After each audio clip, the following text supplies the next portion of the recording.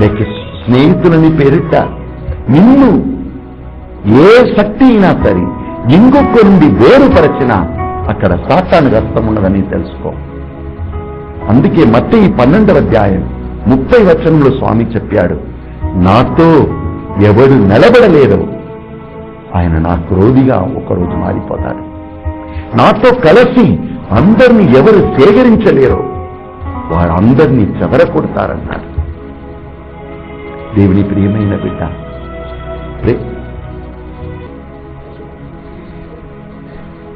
దేవుని ప్రియమైన బిడ్డ, సంసోన్ జీవితం చివరిగా ఏమైంది?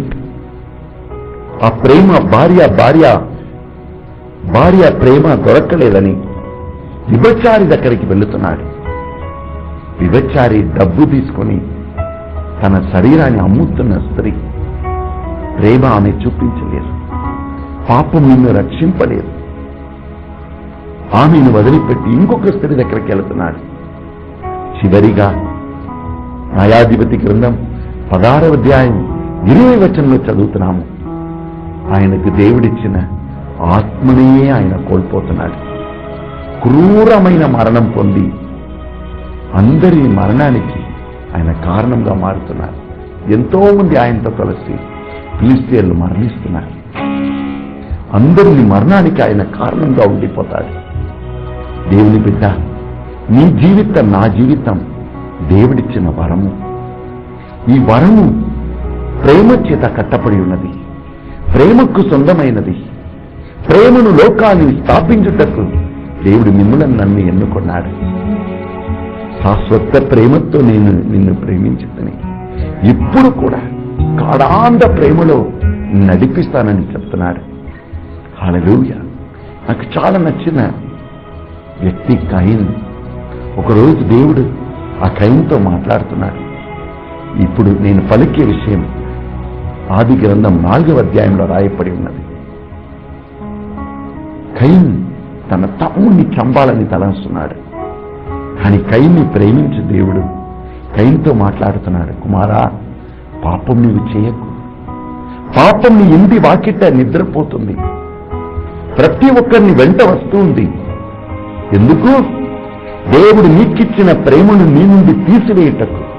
నీవు ప్రేమ గలవాడు, జాగ్రత్తగా ఉండు.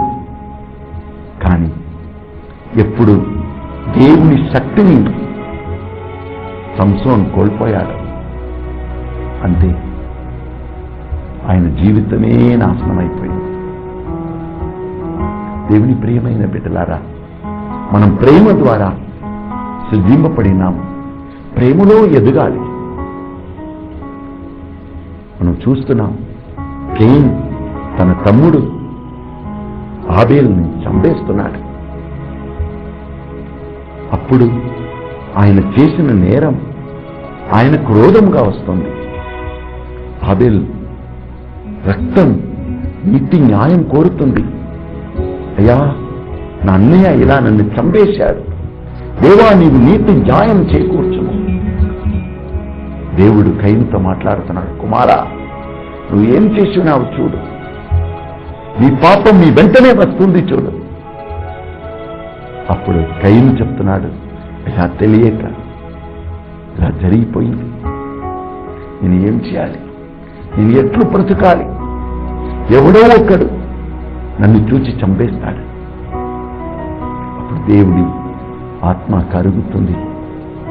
ఆయన పలుకుతున్నాడు, నేను నీ ముఖం మీద ఒక గుర్తు పెట్టబోతున్నాను, నీవు దేవునికి చెందిన వాడని. హల్లెలూయా. దేవుని గాయపరిచిన వారిని దేవుడు ప్రేమిస్తున్నాడు.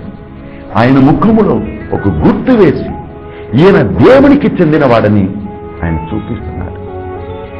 కనుక ఎవ్వరూ కూడా కయీన్ని ఇంకా గాయపరచలేదు. దేవుని ప్రియమైన బిడ్డ, అందుకే భక్తుడు పాడుచున్నాడు, నీవు ఎవరు? ప్రభుని ప్రేమలో ప్రతిరోజు నీవు నింపుకొని జీవించాలి. అవును, దేవుని ప్రేమ చాలా గొప్పది అంటారు కదా. God's love is so wonderful, God's love is so wonderful. God's love is so wonderful. Oh, wonderful love. So high like the sky, so deep like the sea. దేవుని ప్రియమైన బిడ్డలారా, ఆ గొప్ప ప్రేమలో మనం ఎదగాలి. లేకపోతే మనం ఈ లోకానికి వచ్చి ఏ ప్రయోజనం లేదు. రోమా పత్రిక 5వ అధ్యాయం 8వ వచనంలో చదువుతున్నాం. ఒక మంచి వ్యక్తి కోసం ఇంకొక మంచి వ్యక్తి మరణించవచ్చు, కానీ మనం అందరం పాపులుగా ఉన్నప్పుడే దేవుడు మన కోసం మరణించాడు, తన ప్రేమను చూపించుటకే. బిడ్డ, ఈ లోకం వేదన దుఃఖముతో గాయాలతో నింపబడి ఉన్నది. ఈ లోకానికి అవసరము దైవ ప్రేమ. నువ్వెవరు? దేవుని ప్రేమ చేత నింపబడి ఉన్నావు. పరిశుద్ధాత్మ ముఖ్యమైన పని ఏమిటి? నిన్ను కల్వారి ప్రేమతో నింపటం. దేవుని ప్రియమైన బిడ్డ, నీ ప్రేమను పట్టి ఈ లోకం నీ శిష్యులని తెలుసుకున్నాను. కనుక మీరు ఎక్కడ ఉన్నారో, ఏ పని చేస్తున్నారో అక్కడల్లా దేవుని ప్రేమ అక్కడ ఉన్న మనుషులకు కావాలి. దాన్ని ఒసగే పాత్రగా మీరు జీవించండి. దేవుడు మిమ్మల్ని నిండుగా దీవిస్తాడు. హల్లెలూయా, హల్లెలూయా, హల్లెలూయా. అందుకే భక్తులు పాడుచున్నాడు, అనాథ కావు నీవు, పరదేశి కావు, పరలోక రాజుని బిడ్డ. ఏది కూడా ప్రభు ప్రేమ నుండి నన్ను వేరుపరచలేదు. అనాథ కాను, నీ పరదేశి కాను, పరలోక రాజుని బిడ్డ. ఏది కూడా ప్రభు ప్రేమ నుండి నిన్ను వేరు పరచలేదు. పరలోకంలో ప్రభు ఉండినను, ప్రభు నేత్రాలు నీపైనే ఉన్నాయి. ఎహెజ్కేలు 18వ అధ్యాయం 23వ వచనం. ఆయన బిడ్డలలో ఒక్కరు కూడా నశించిపోవటం ఆయనకి ఇష్టం కాదు. పరలోకంలో ప్రభు ఉండినను, ప్రభు నేత్రాలు నీపైనే ఉన్నాయి. లోకాంత్యం వరకు నీతో సదా ఉన్నాను అన్నాడు. విడువడు ఎడబాయడు, మన్నించును మళ్ళీ నిర్మించును. అనాథ కాను, పరదేశి కాను, పరలోక రాజుని బిడ్డ. ఏది కూడా ప్రభు ప్రేమ నుండి నన్ను వేరు పరచలేదు. హల్లెలూయా. దేవుని ప్రియమైన బిడ్డ, ఈ గొప్ప ప్రేమను మీరు చవి చూడండి. అందుకే యేసు కల్వారిలో తన రక్తాన్ని చిందాడు. ఈ లోకంలో మనం ఏమి సాధించినను సంపాదించకపోయినను ప్రేమను సంపాదించుకోండి, మీరు జీవిస్తారు. ఒకరోజు అమ్మ తెరసా గారు ఒక ఇంటికి భోజనం తీసుకుని పోయారన్నమాట. ఆ ఇంట్లో ఉన్న వారికి పిల్లలకు అన్నం లేదు. వారు ఒక హిందూ కుటుంబానికి చెందినవారు.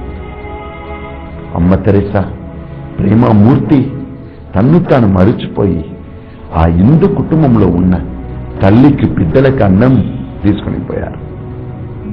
ఆ పిల్లలతో అమ్మ తెరసా ఆడుకుంటూ ఉన్నప్పుడు ఆ ఇంటి తల్లి మాత్రం కనబడకపోయింది మాట. అమ్మ తెరసా వెదకారు, అరే ఈ అమ్మాయి ఎక్కడ పోయింది? చివరిగా కొద్దిసేపు తర్వాత అమ్మ తెరసా ఇచ్చిన అన్నంలో సగం ఎవరికో ఇచ్చేసి సగమును మాత్రమే తీసుకుని వచ్చింది మాట. అమ్మ తెరసా అడుగుతున్నారు, ఏమ్మా మిగిలిన అన్నం ఎక్కడ? అప్పుడు ఆమె పలికింది మాట, ఫాదర్ గారు, అమ్మగారు, మీరు నాకు అన్నం తీసుకుని వచ్చారు, మీరు నాకు తండ్రి తల్లిలా అనేవారు. కానీ నా ఇంటి పక్కన ఇంకొక ముస్లిం కుటుంబం ఉన్నది. ఆ కుటుంబంలో 4 పిల్లలు ఉన్నారు. వారు కూడా నాలాగానే వారు ఆకలితో ఉన్నారు. కనుక మీరు ఇచ్చిన అన్నంలో సగం వారికి ఇచ్చేసి వస్తున్నాను. అప్పుడు అమర్ తెరెసా చెప్పారు, దేవుడు ఇక్కడే ఉన్నారు. దేవుని మనం అక్కడక్కడ వెదక అవసరం లేదు. మీ హృదయంలో ఆయన నివసిస్తున్నాడు. ఒక్కొక్కరిని ప్రేమించుట వలన మీరు యేసయ్యకు శిష్యులుగా మారిపోతారు. అవును, కళ్ళను మూసుకొని ప్రార్థన చేసుకుంటాం. ఓ ప్రేమామూర్తి, సంసోన్ కోపపడ్డాడు, మారింది. క్రోధం పగ కక్షగా మారి ఎంతో సంసోన్ తన జీవితమును నువ్వు ఎంతో ప్రేమతో నింపినను దాన్ని మర్చిపోయి లోకపు మారిపోయాడు, అన్నీ కోల్పోయాడు. అమ్మ తెరెసా, యేసయ్య అందరికీ జీవాన్నిచ్చిన తల్లి. And he will do great things for you, mighty things he will do for you when the love possesses you. దేవుడు నీ జీవితంలో గొప్ప కార్యం చేస్తానని నువ్వు నాకు నేర్పించున్నావు. పరిశుద్ధులైన తండ్రి, ఈ వాక్యం వింటున్న ప్రతి బిడ్డను నీ కల్వారి ప్రేమతో నీవు నిండి నీ దివ్య రక్తముతో వారందరినీ కడిగి, వ్యాధి బాధలతో ఉన్న వారిని వ్యాధులను తీసివేసి ప్రతి ఒక్కరిని ఆశీర్వదించుము. నీ దివ్య రక్తముతో కడిగి వారికి నీ పరలోక మహిమను దయచేయి. మారని మహిమ గల ఈ కల్వారి ప్రేమలో మేము ప్రార్థిస్తున్నాము తండ్రి. ఆమేన్. తండ్రిని ప్రేమయు, యేసయ్యా కృపయు, పరిశుద్ధాత్మ సహవాసము నీతో ఎల్లప్పుడూ ఉండునుగాక. ఆమేన్. Praise the lord.